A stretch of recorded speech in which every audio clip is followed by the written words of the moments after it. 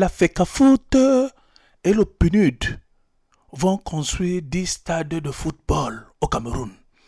Le projet est contenu dans le partenariat stratégique entre la Fédération camerounaise de football et le Programme des Nations Unies pour le développement, PNUD. Ce projet a été officiellement lancé le jeudi 4 août 2022 au Hilton Hotel de Yaoundé, en présence du ministre délégué auprès du ministre des Finances, du secrétaire général du ministère des Sports et de l'Éducation physique et de plusieurs ambassadeurs et chefs de mission diplomatiques accrédités au Cameroun.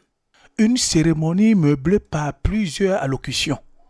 Après le mot de bienvenue du 4e adjoint de la mairie de la ville de Yaoundé, le représentant résident du PNUD a présenté le projet qui va permettre au Cameroun de se doter de 10 stades de proximité sur l'ensemble du territoire national.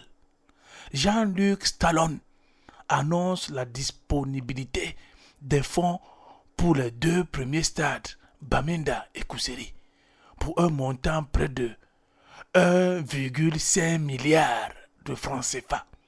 Toutefois, il invite les partenaires sociaux, les fédérations et les bailleurs de fonds à se mettre ensemble pour rechercher un peu plus de 7 milliards de francs CFA nécessaires pour la construction des autres 8 stades.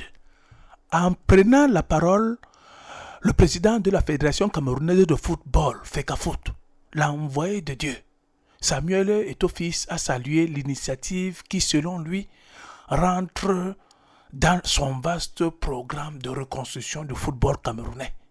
En poursuivant son propos, celui-là même qui a écrit l'histoire, Samuel Eto'o-Fils, a insisté sur la nécessité de construire les victoires futures en se basant sur le développement des infrastructures sportives.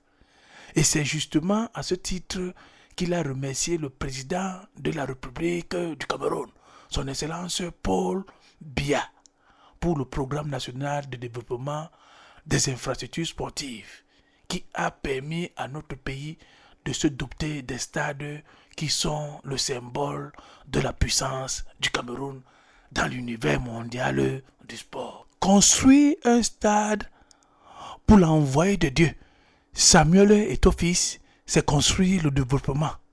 C'est redonner l'espoir aux jeunes là où le désespoir s'est installé.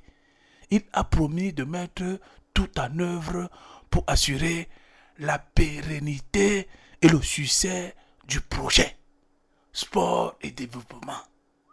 Pour finir, le discours du président de la Fédération camerounaise de football a été marqué par une annonce forte. Suite au témoignage imbibé d'une bonne dose d'émotion de 2 jeunes compatriotes pendant la cérémonie mettant en avant les valeurs du sport, l'envoyé de Dieu, le Soldier for Africa, Monsieur Samuel Eto'o-Fils a décidé d'en faire ses invités personnels pour la prochaine Coupe du monde de football, Qatar 2022. Il s'agit d'Auguste Ngassam, étudiant à l'université de Yaoundé 1 en sciences du langue et de la communication, et de Tikoum Diela, élève dans un collège de Yaoundé. Que Dieu bénisse le Cameroun.